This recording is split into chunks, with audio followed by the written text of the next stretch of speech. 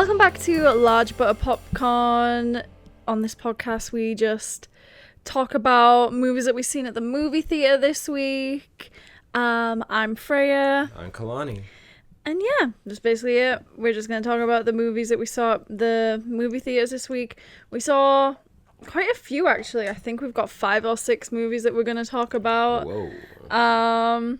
So yeah.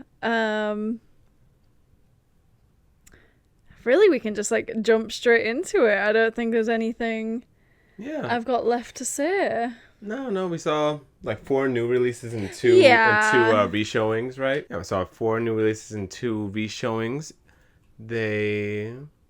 Honestly, pretty good, pretty good crop around this time. Not too many. And trying to remember, but honestly, I don't remember too many stinkers. In fact, I think most of them are pretty solid. One of them that we'll talk about. I forgot. Yeah. In the first couple of movies that we're going to discuss is not our cup of tea, I suppose. Not my cup of tea. But I guess some other people might enjoy it. But we will discuss it. Mm-hmm.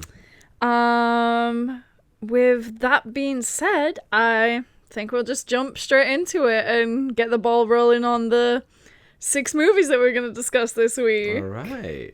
So first up on Monday, we saw Eruption.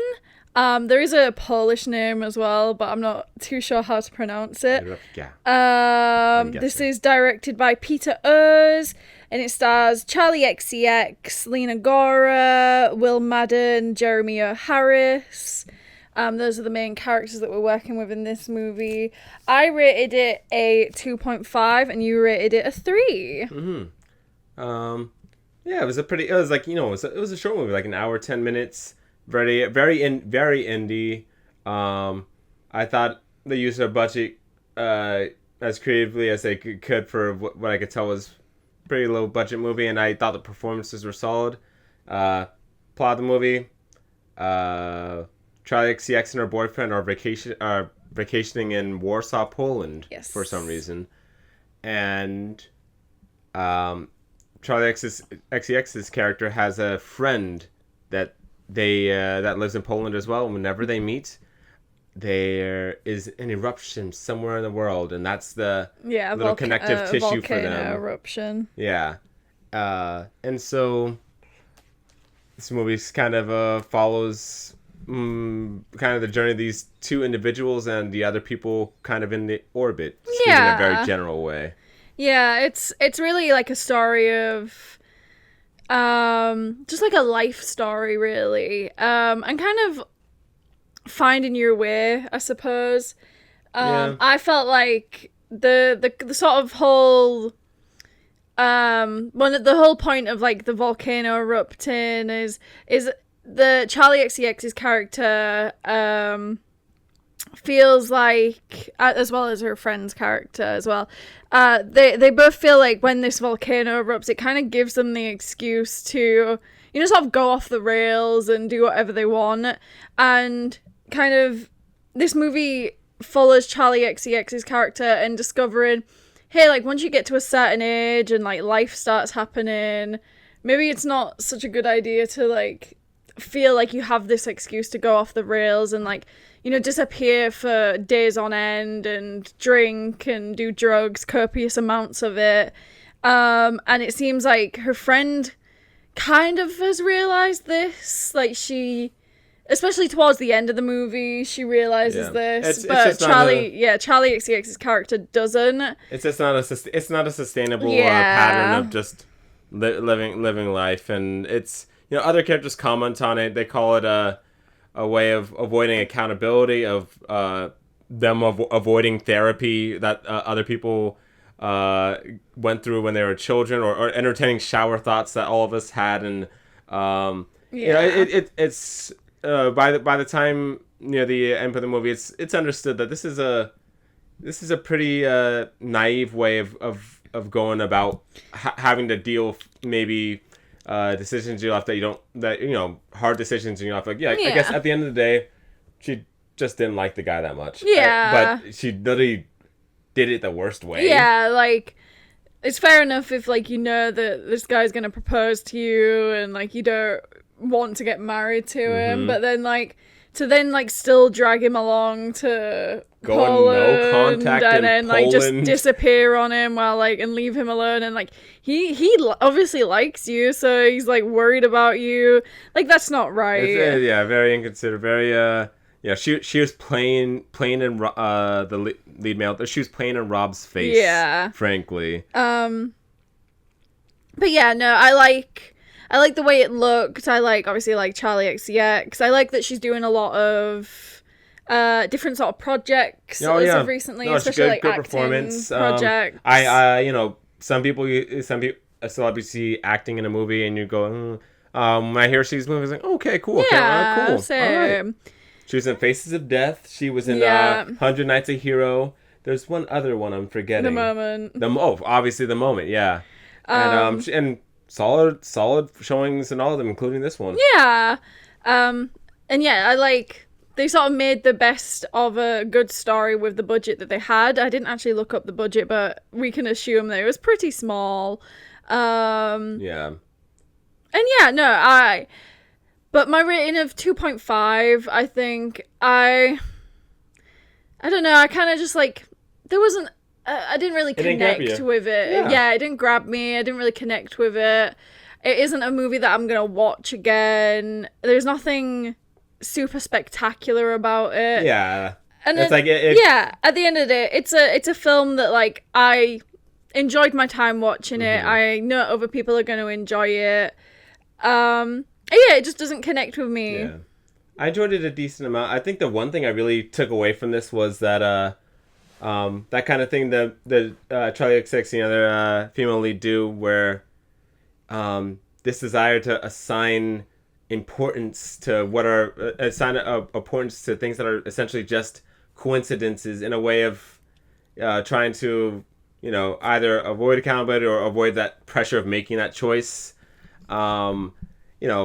This very naive way that maybe little things that we do in our lives, just this happened, so you got a bad vibe. And I took that. I felt like I took that away from the movie in a positive way. So I guess that's I felt better, but I liked and disliked that the little voiceover kind of gives us the background of the character, just a little almost non sequitur about the character, where it's this character shrinking comment, just a little thing. And I guess it's a way to work with the budget and such, but also in a weird way it's you could have shown me that a little bit too. Yeah, it is something the voiceover narration kind of aspect.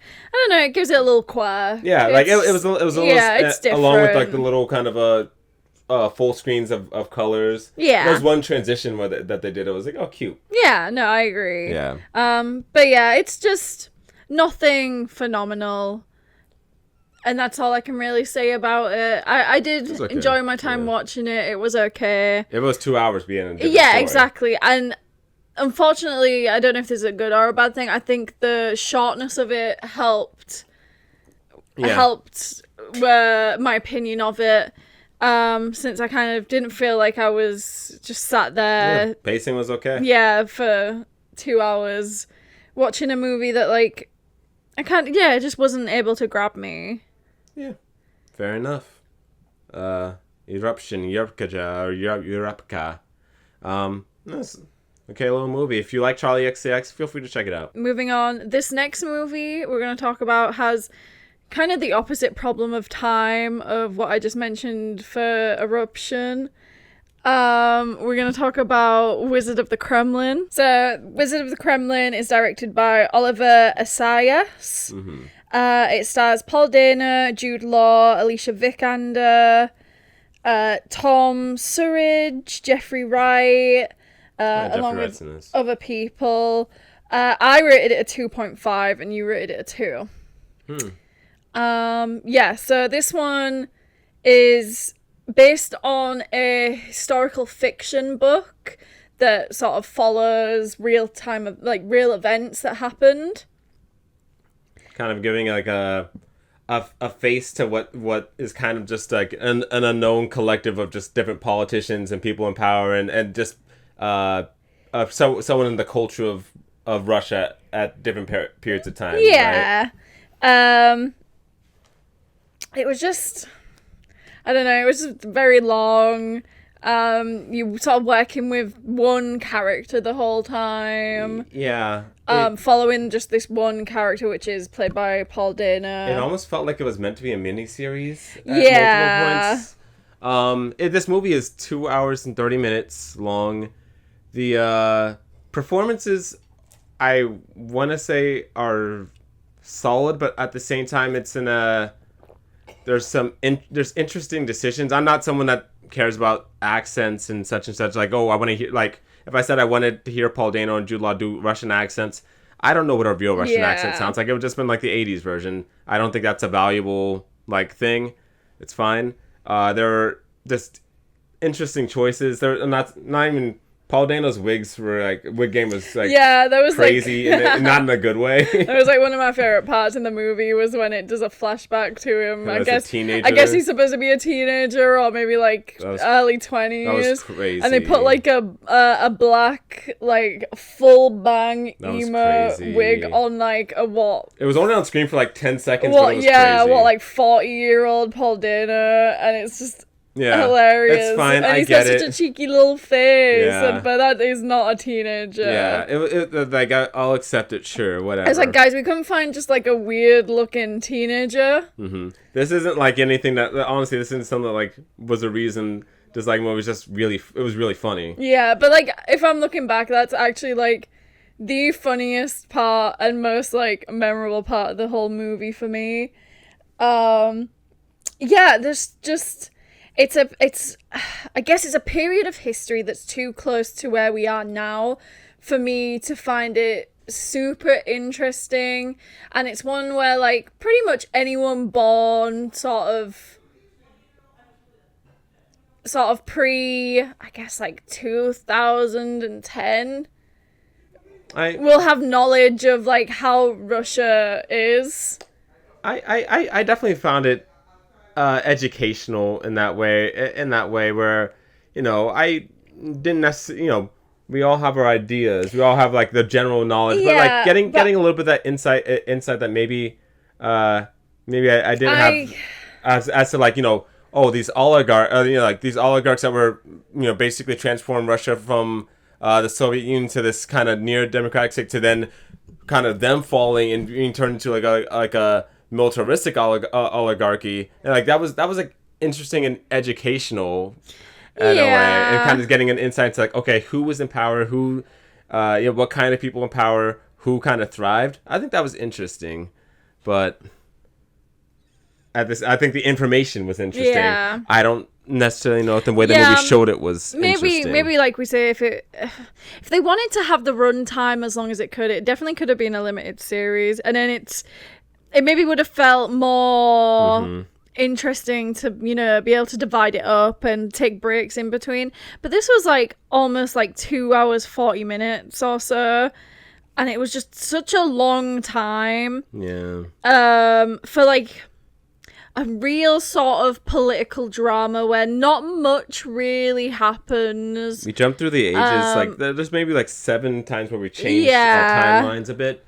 And, a good amount of the suspense, I think it's that the personal aspects of it don't hit as much as they need to, right? Because there's a romance aspect to this for Paul Dano's character, and I just had a hard time connecting to it, a hard time like caring about it. It just I kind of just felt like I was in the theater. Yeah, same. Yeah. And the ending is that they're talking about there's a lot of just, I don't even know if I can call it tonal whiplash because I didn't have extreme emotions, but there's just a lot of this is kind of fun, and I'm honestly questioning I didn't know how I was supposed to kind of feel in the moment for a lot of these, especially including the ending, but I like the message it was trying to go for, but I'm just not confident that the movie I saw like really communicated that very well. Yeah, no, I agree. It was just, I don't know, it was just, I get it, I understand it, I understand why this film exists, I can appreciate everyone's performance in it. I wish the movie was better. I wish it was better too, and I wish there was just something even it being like a 2.5 star for me, that just means it's a movie that I thought was okay, and I like get it, but like it's not for me. Mm-hmm. I don't know. This was just like, I don't even know how to describe it. It was just like, on paper, it like you'd think, oh, okay, yeah, this would be interesting. I get it. And then upon execution, it's like, whoa, this is the longest movie I've ever seen in my life, because like it feels like I've been sat in this movie theater for 5 hours just watching Paul Dano and Jude Law talk. Yeah, there's a lot of I really have a hard time recommending this movie to anybody. There's also, I would say, there's sort of a lot that happens off screen, but is only talked about. Like, you get, you know, Jude Law's Vladimir Putin saying, oh, this person is bad for Russia, we need to get rid, and then all of a sudden you'd hear, oh yeah, this person died. I'll tell you, it's like, oh, okay. The most engaging thing for me actually had to do with that, you know, that happening to some characters, and then Paul Dano's character still kind of just trucking along, moving forward, and then and this is kind of I think supposed to be the crux of the movie. He basically gets in too deep. He gets himself banned from international travel, and he realizes he's trapped in Russia. He can never leave. He can never stop. This is his life now. He has no choice. He's destroyed all of his own options with his own decisions. Yeah. And he realizes, oh, I'm just like that guy another character that got exiled, but I'm stuck here. There's nothing I can do. And then the movie ends the way it does, and it's supposed to be like, oh, so this is the case of things. People that are in power there now, there is no other option in their hands.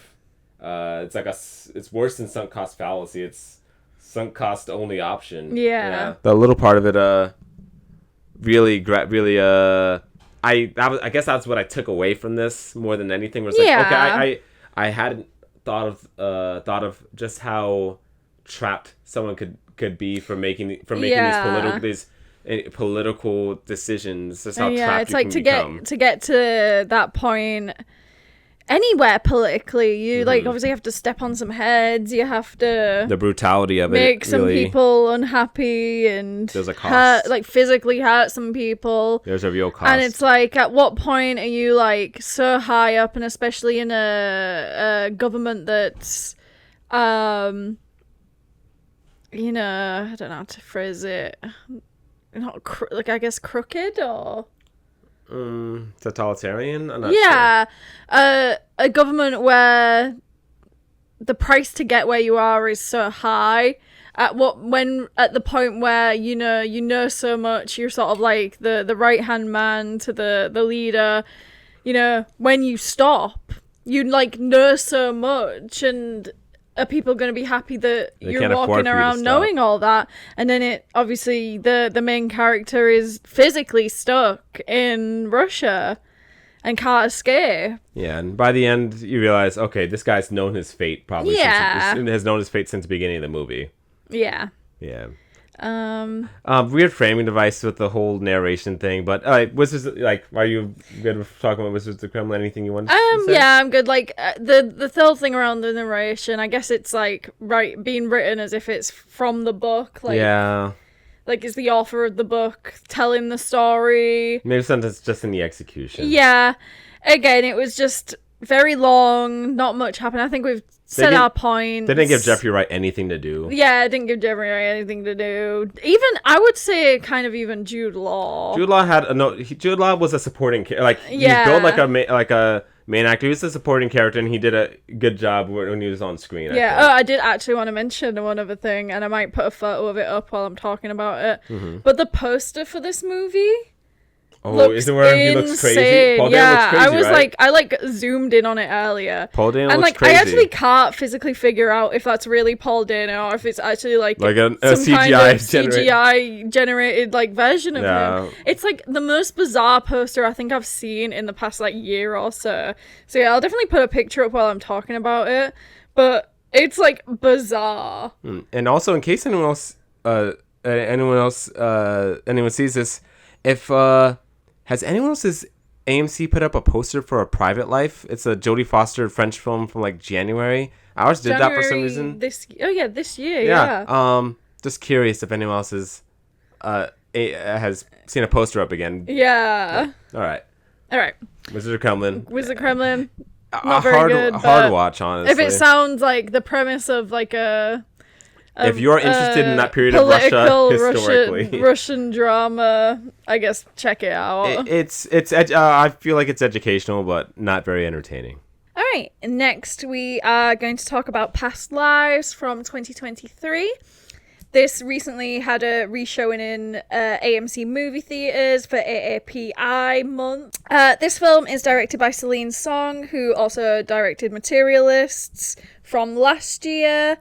This stars Greta Lee, Teo Yu, John Magara, and those are sort of like the three main characters that we're dealing with. And I rated it a 3.5 and you rated it a 4. I'll start. Are you ready if I take the lead first? Yeah, go for it. This film was really lovely. It was basically like a romance where the romance doesn't happen, and it's not a sad thing that it doesn't happen. It's bittersweet. And it was really good. It was like I've never really seen a romance of that premise, and it was just very sweet, very nice to look at. All the characters were sort of well drawn out, and you knew their motivations for why that they were doing the like stuff during the film. I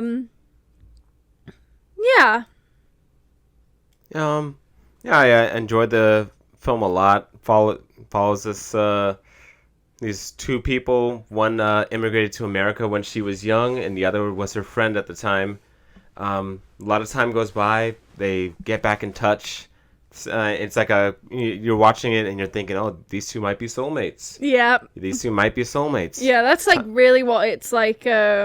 It's made out to be. Yeah, the movie kind of plays the with majority this idea. of the movie is like. Yeah, these two are really meant to be together. These guys might be soulmates, yeah. But just sometimes life just moves differently. And so one thing I loved about this film was the way when they finally meet again, the way that every scene is filmed, from the couples in the background to just the space that they occupy together.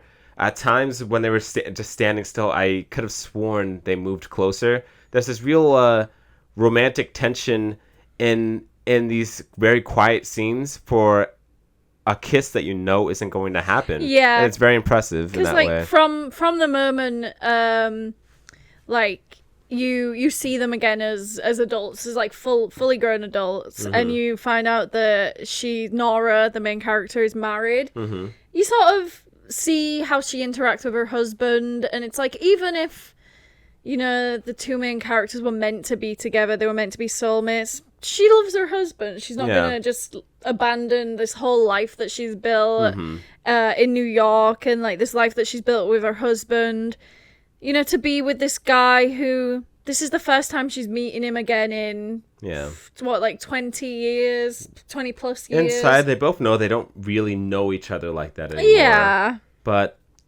they can't help but feel the connection, whether or even if it's just remembered. Even if it's just in the past, it's something. It's very like intimate kind of feeling that the movie attempts to put into the screen. I wouldn't say attempts to put into words, because the one time the main character tries to kind of put into words, it doesn't like in scene, it doesn't quite. It's hard to describe. Yeah. Yeah, and a movie was the best way to describe that feeling. Yeah, like just to see it visually. It's a good way to describe the feeling, and you meet all these people throughout your lifetime, and this film really sort of focuses on the idea of how, again, past lives it's called, of how probably all the people that you interact with, who you've probably met them and interacted with them, or even just brushed past them on a street in a past life. And this film really like deals with that idea, and it's like you need to get to 8 layers of this interacting with them to like be like, oh, okay, we're in love in this life. And she says like, well, like they discuss that, well, with your husband you've done that 8 times and now it's your turn, and who knows, maybe in the next life it'll be our 8th time. It's one of those times kind of just trying to make sense of just how random the world can be sometimes. Yeah. And just a single coincidence, like being at the same place at the same time at one specific moment, is something enough to change the complete trajectory of your life. What if you'd just done things this different way? Like, that's what they actually discuss in the movie, is the main guy who's like so kind of sad that it isn't going to happen. He knows it isn't going to happen, but he's like, hey, like, who knows if I would have felt the same, if you'd have never left Korea, or if we'd... Who knows? Or if we had dated and then broken up, or they could maybe I'm just in love with this idea of you, and it's not actually... Maybe they would have cheated on each other. The reality, yeah. Yeah, it's a very nice. It's a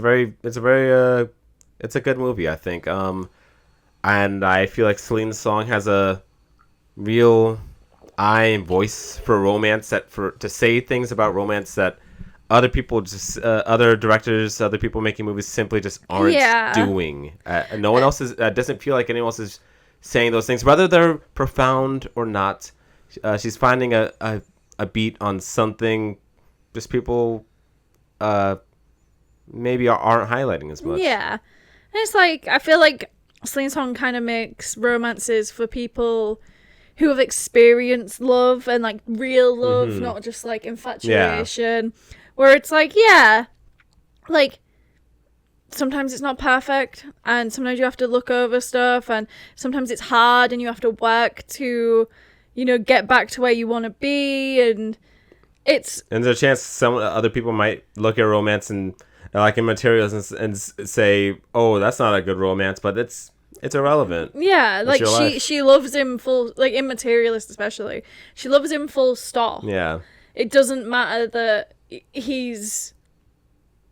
doesn't have much money, and it's not like he doesn't want to have more money. He's like actively trying to work towards getting more money. But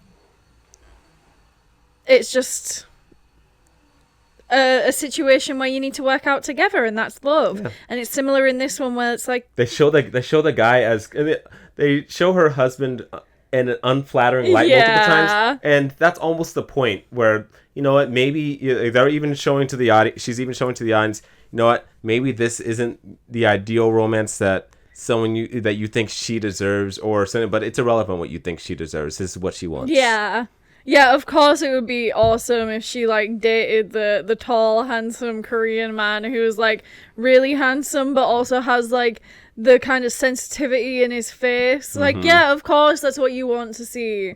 But no, she wants to stay with her husband. She wants to stay with her regular Joe Schmo husband. I wonder what the casting for this was like. I wonder if they were like, let's find the two that have the most chemistry, and let's make sure a husband like has like negative screen chemistry in a funny way. Yeah, like not in a bad way. Of course she wants to be with her husband, who actually knows that this guy who she hasn't seen since she was 12 years old just likes the idea of her. And they both know it, but it's But her husband's been there through the bad and the good, and it's a good movie.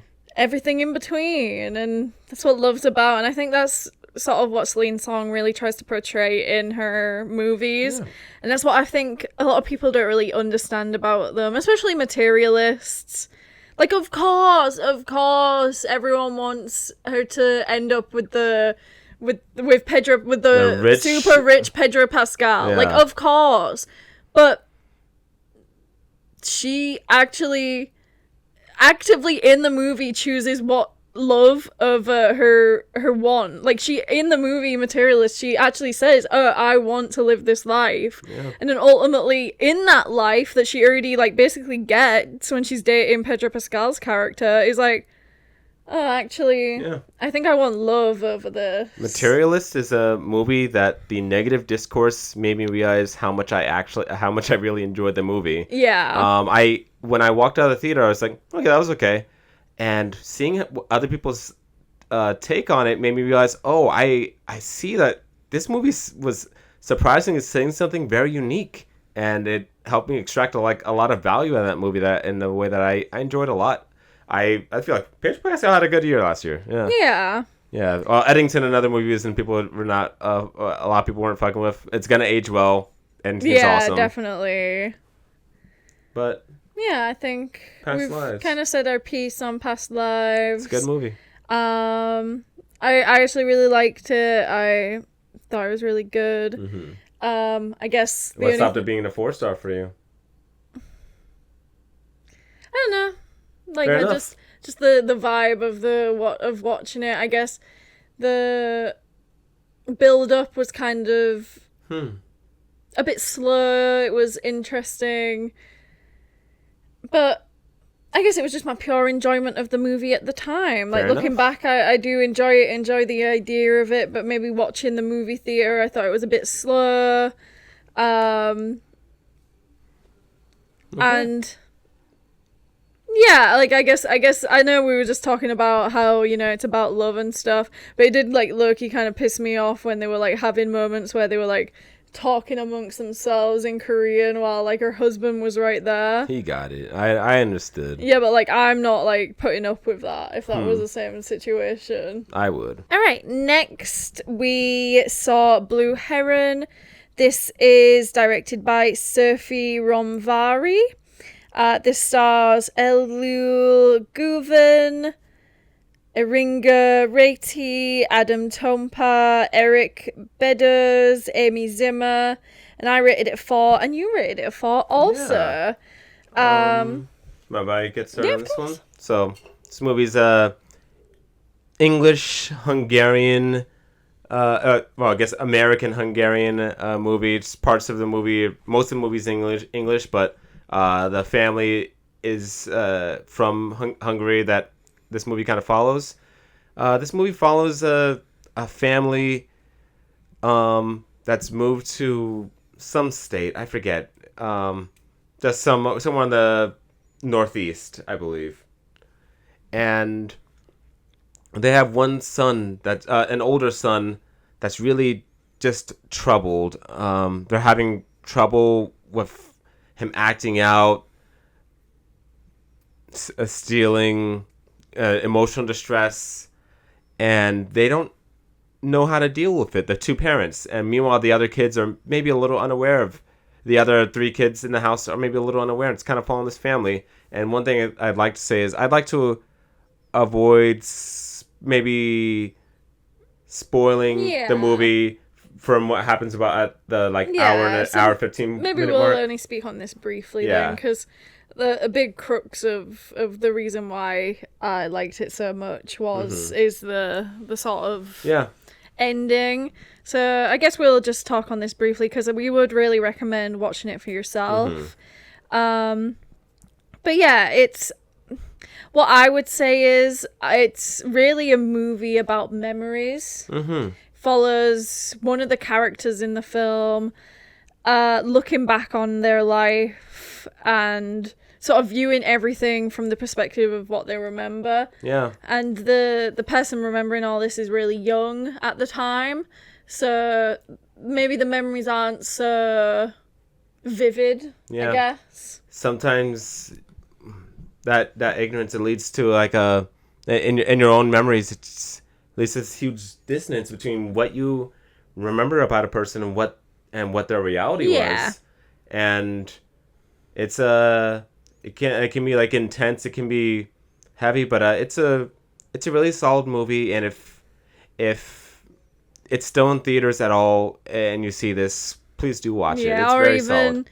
Hopefully it will come to some sort of streaming. I think it's a very independent film. It's like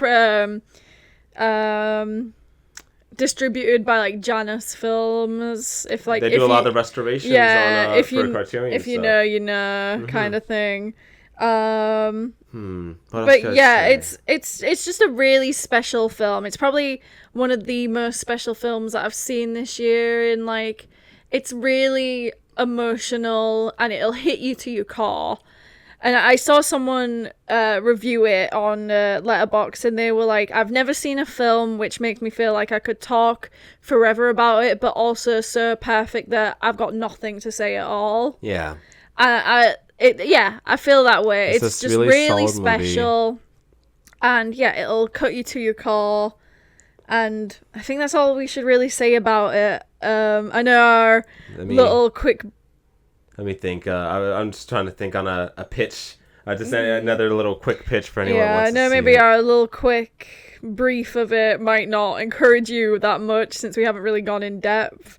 But I would really recommend watching it. It's really special.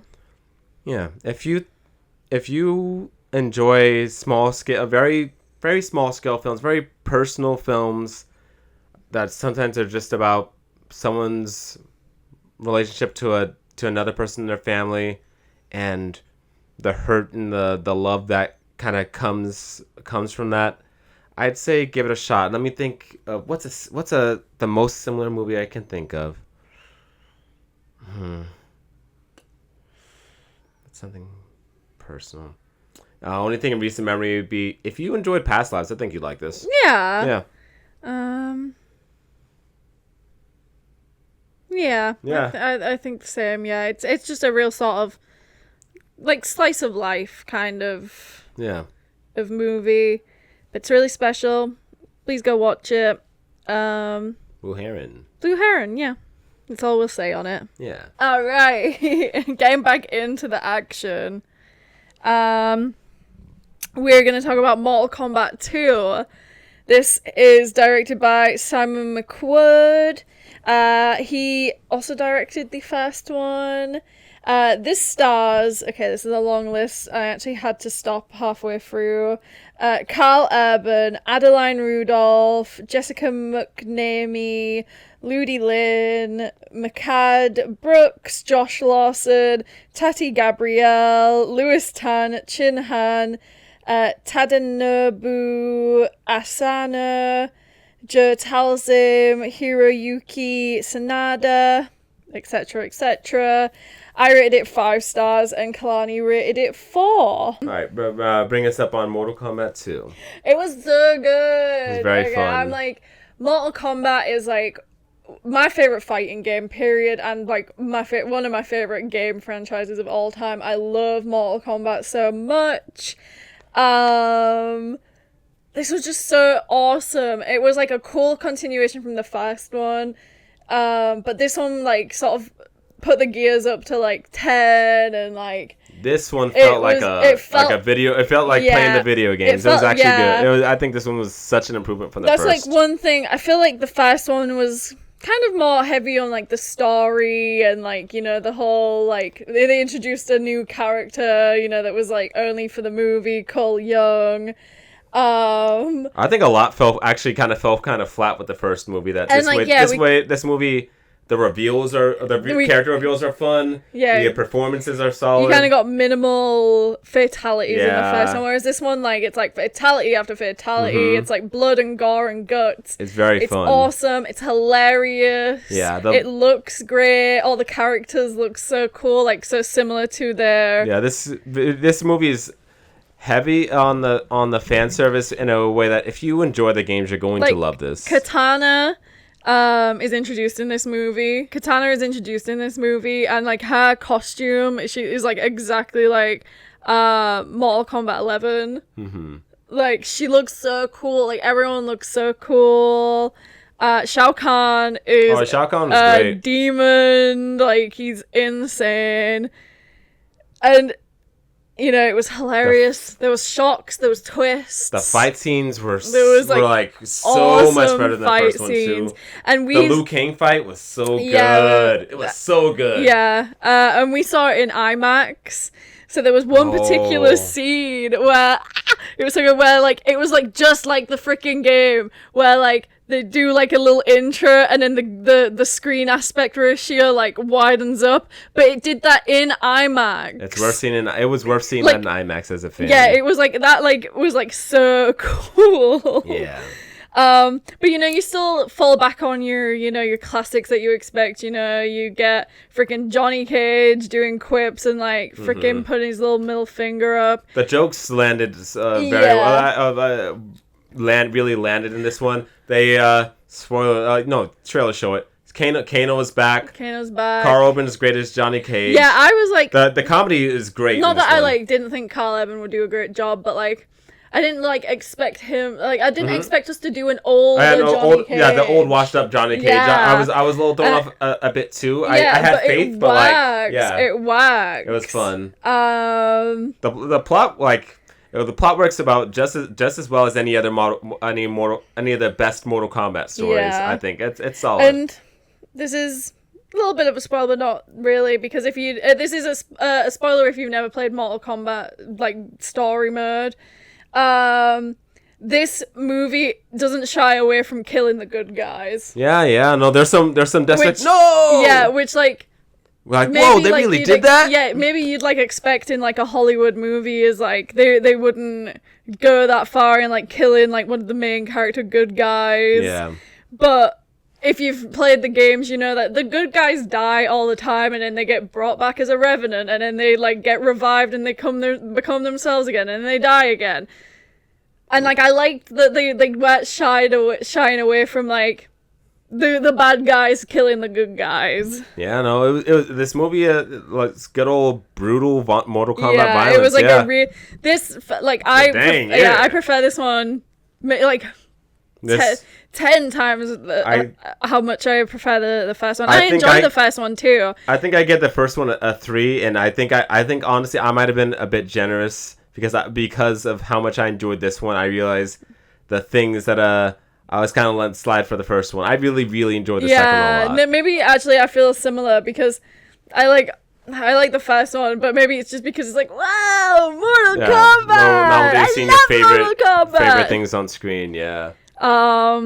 Baraka, we get the Tarkatans in this movie. It was fun. Which is awesome. As like Baraka's one of like my main one of the main characters I play with. So that was really awesome. It was just awesome. Like that's all I can say. Like yes, it's like freaking schlocky. Yeah, yes. No, a lot of fan service moments, but I think the plot gave a good excuse for the fan service. Yeah. Like, oh wow, Scorpion's back. Isn't he in hell? Yeah. Well, they gotta go to hell. Speaking of Scorpion, like this is like one thing, like especially when like you go to like not even an early show and like the night the release people showing. Love it. People love a bunch of freaking nerds in the freaking movie theater clapping and hooting whenever Scorpion does his old get over here. Guys, he did it in the first one and it's in the freaking trailer. Yeah. This isn't a surprise, guys. Hey. No, that's the thing. I think a lot of fans aren't as big as fans as they know, because when Ed Boon's face showed on screen, they didn't know. I knew. I told you. Oh, yeah, I knew. Then they had Ed to Boon go. Too. Oh, thanks, Ed, and like, Ed Boon. All right, LARPers. But also, like, you guys know my opinion on freaking hooting and hollering and talking and clapping. You clapped. Yeah, not like you're gonna wave. You clapped. What part did I clap at again? You clapped at the end. You were like, and you clapped for one other thing. I forgot what though. Was it when Johnny Cage did the ball punch? Yeah. Maybe. Oh, spoiler alert. Johnny Cage is Johnny Cage. Yeah. Of course it's gonna happen. Alright, okay. I won't tell you when. I freaking retract my statement about clapping, okay? I clapped, alright? Mm-hmm. Yeah. And also clapping at the end of the movie doesn't freaking count. Okay? That's the end of the movie. That's the end of the freaking movie. I've clapped multiple times at the end of movies before freaking... I'm talking about during the freaking movie. Getting up and dancing during Michael. It's not right. That's different. And yeah, okay. But sure, I also don't think we should be hooting and hollering and clapping when Scorpion says, get over here, when he did it in the freaking first one, and it's in the trailer. Maybe you guys know this is going to happen. Guys, you know this is going to happen. What if they're like really like conservative with it and don't want to give the fan service and they're just like being really reserved? Because that's what this movie is. This movie no, is it's really not. reserved. This movie is like so schlocky and hilarious. And also, I freaking got scammed into buying the $40 cup. Not scammed. I just really wanted to get the cup, and I went up and was like, "Hey, let me get this cup." And the guy was like, the till was all nice, and he was like, "Oh, you're really looking forward to this movie?" And I had like a little Mortal Kombat t-shirt on. I was like, "Yeah, I can't wait!" And he even like pointed at the two little figures on top of the cup and was like, "Oh, this is Johnny Cage," and I was like, "It's Katana." Wow. And then he was like, "All right, that'll be 30, 36, 90 something." I was like, "Oh, I have A-list." It was like, "Oh, let me scan it. All right, that'll be 36.97. Yep. Oh, well, I guess I'm here now. Well, actually, it's fine. I'm just gonna get my use out of it. I'm just gonna use it as my regular water cup for the next few weeks. But also, I'm glad I got the cup because, like, imagine if I'd spent $40 freaking dollars on the cup and then the movie was like ass, and I was like, "Yep. Well, I guess I have this Mortal Kombat cup now." Yeah, Mortal Kombat II. It was freaking awesome. I actually don't have a bad thing to say about it. Full stop. Let me think. It was freaking awesome. Raiden sucks balls. Oh Raiden, my God, stand the Raiden. fuck up. In the game pep and talk. in the movie and in the freaking original movie, he doesn't do shit. I'm bruh. sick of Raiden. At least this time do around. Something. At least this time around, he's a useful bus. He's like a little bus pass. So good for him. I actually can't stand Raiden, and like he's a loser. Yeah, fights were awesome in this. Oh, like the action choreography was so much. It's on another level. Ludi Lin, freaking Liu Kang got buff as heck. He looks crazy. Kano's doing little quips, Kano style. Australian people are so funny. They're so silly. Yeah, it was just an awesome movie. It's probably going to be like one of my favorite blockbusters of the year. All right. You know, the only blockbuster I can like really think of topping it would maybe be like Avengers. Oh yeah, Endgame. Oh yeah, Endgame. But that's also like I hope Avengers freaking Doomsday is so schlocky too. I hope we're getting cameos I want an average of a cameo every 20 seconds. Please, I would like. Scary. I need it to be like great. Like I just need it to be like. I want to have faith. I want to believe in this movie to actually be good. Not like a Deadpool Wolverine good where like it's really really good and then I don't have a desire to watch it again. I want it to be good. So. Yeah, but Mortal Kombat was freaking awesome. It was. Mortal Kombat 2. Yeah, I loved it. It's very fun. All right. Lastly, we are going to talk about Lolita from 1962, directed by Stanley Kubrick. We saw this at Sunray Cinema. They're doing a little Kubrick series where they're showing all of his films. And this was the first one that we'd catched from it. So, this stars James Mason, Shelley Winters, Sue Lyon, Peter Sellers, etc., etc. I rated it a 3.5 and Clanny rated it a 4.5. So do you want to kick us off and tell us why you enjoyed it so much? You rated it a 3.5? Yes. Okay. I thought this movie was hilarious. Yeah. I thought it was hilarious. I thought the way they show the main character, whose name is Humbert, to be... I thought the way Kubrick showed him to be such an absolute loser was so funny. He had 40 plus baddies coming at him from every angle and somehow ducked each one.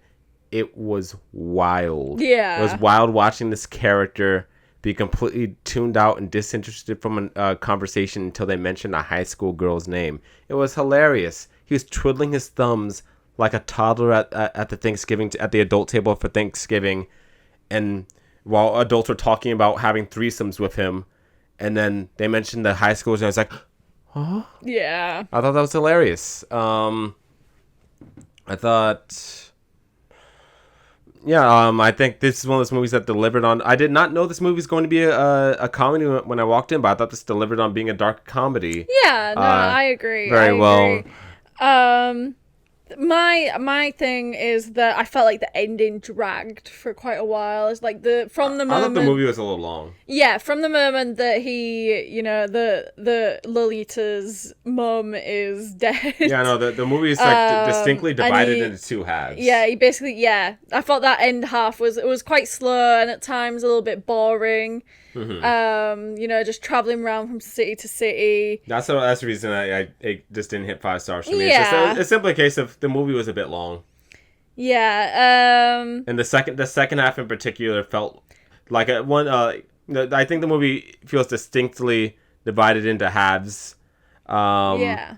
And the second half at times does just drag a bit. Yeah. And in a way where the pace of the first half is actually so snappy, so filled with laughs. The second half is more of this kind of darker half where it's like, oh, dang, this guy's really a loser. Huh? Yeah, that was my favorite part of the movie was how much they just make Humbert to be a loser, and we haven't seen the 1990 something one, and this. I don't know, I felt like they really it really does make a point of how, the men who are attracted to this high school gal are losers. They're losers.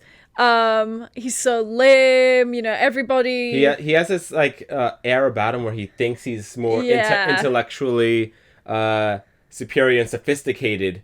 But then he will do these bro's keeping a freaking diary, fantasizing about his life with this high school girl. He has such an inflated opinion of himself that the idea that this high school girl will be into anyone else but him is both drives him mad and is unthinkable to him. Yeah. Much less he never even considers that there's someone, an adult like him, doing the same thing. Yeah. That he feels threatened by the teenagers. He never for once even thinks. Yeah, and that's the whole thing is he views Lolita both as a child, which she is, and also as an adult, as someone who's of an intellect, of his intellectual equivalent, kind of, but not too equivalent. Yeah, and a very groomy kind of way. Yeah, well, yeah, that's what a whole. Trying to give her books to fucking make her think the right way. It's just so corny. Yeah. But yeah, that's that was my favorite part of the movie is, how much it's, blatantly is this guy is a loser. The first half is actually, I think, a masterful satire on the rom-com. Yeah. The way it's cut, the way the comedy is.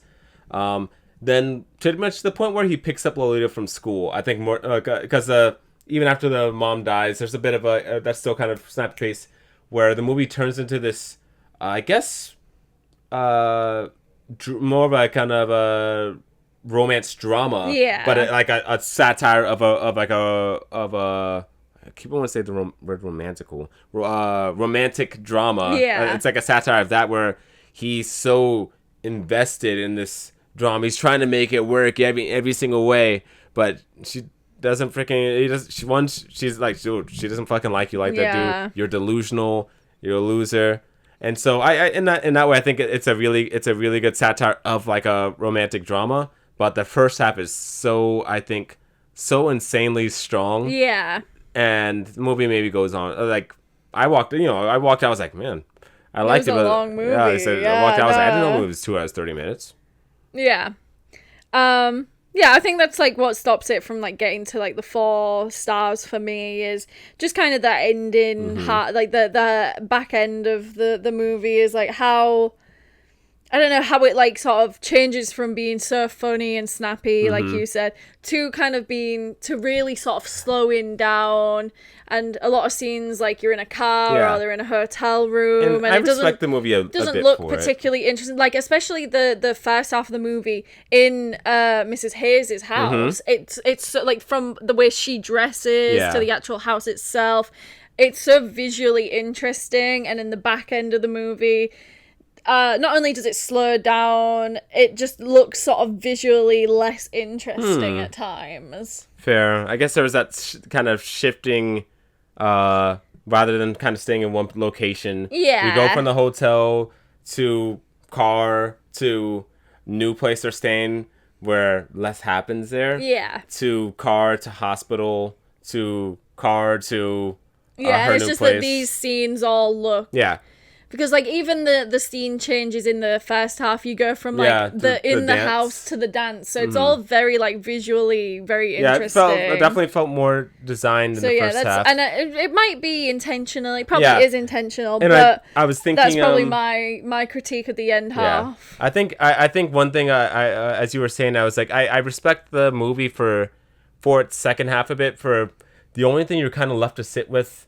Rather than there's no particularly interesting set dressing, you're just kind of left to sit with, oh dang, this guy's a loser. Yeah. Oh dang, this guy's a loser. Oh wow, really? Oh wow, you're really choking out the nurse. Oh wow. Yeah. Even to the very end where we get to the end card that says Humbert died in prison awaiting the trial for the murder of the other pedophile. The end, and it's very succinct. I very much did enjoy the end card being so simple. Yeah. He died in prison. The end. Yeah. I'm not here to, give notes to Kubrick or anything like that. But if anything, it's just first half was super, super strong, and the second half was just strong and maybe less entertaining, but maybe that's the point. Yeah. But I liked it all the same. And yeah, like we were saying. And you hear me during a comedy. If I crack up that much, I'm always gonna I was cracking up. I was borderline disruptive, unfortunately. But I don't think anyone heard me. It's fine. Yeah, and like you were saying on the car ride home, is like people oftentimes put Lolita in sort of the bottom of Kubrick's filmography. This is our first exposure, minus The Shining. Yeah. To a lot of Kubrick's movies, and if this is like the bottom tier, I'm really looking forward to the other movies. Yeah, me too. Yeah, that's what I was just gonna say. You said I'm sorry. Solid performances. Yeah. Yeah, I'm really looking forward to the other movies. What are the like top two that you're really looking forward to that are next on the Kubrick list? Barry Lyndon and Eyes Wide Shut. Okay, for me, I've already seen Clockwork Orange before. Definitely, for me, at the top, it might be maybe Eyes Wide Shut and no, it's Doctor Strangelove and I guess 2001: A Space Odyssey for me. Yeah. Fun. But yeah. Very much looking forward to this Lolita. It was a nice surprise. I really didn't know much about this movie aside from maybe the risque nature of the subject material. But I liked the movie. Yeah, no, I enjoyed it too. All right, so that wraps up the movies we've seen in this week in theaters. What are we gonna see next week? So on Monday we have an AMC Screen Unseen. Could be a multiple of different movies. It seems like it may be either Tuner, Is God Is, or I Love Boosters. I'm pretty happy with all these choices. Yeah, really want to see I Love Boosters. Same. Then on Tuesday, we're seeing that Billie Eilish concert movie with my sister. That kind of got pushed back, so we'll hopefully see that. Then at some point, we're going to see Sheep Detectives with some of our friends. Yeah. Heard really good things about that. Really, like, very surprisingly good things. So really looking forward to that. Then on Friday, we got Crouching Tiger, Hidden Dragon as part of the Asian American Pacific Islander Heritage Month for AMC. And we have Is God Is booked. And then on the weekend, we have a showing of Doctor Strangelove as part of this Sunray Cinemas Kubrick series. And then on Sunday, we have Close Encounters of the Third Kind booked. And so, those are a busy week next week. So very exciting. If we do all of that, probably next week's episode will be extra long. So look forward to that. Yeah. That being said, we're all wrapped up for the movies that we're going to talk about this week. Thank you very much for watching and for supporting us. This is Large Butter Popcorn. My name is Freya. I'm Kalani. Comment, subscribe, let us know what your favorite movies that we spoke about this week are. Let us know any movie suggestions for us to check out. And we will see you next week. All right. Thank you for watching. Gotcha. Bye.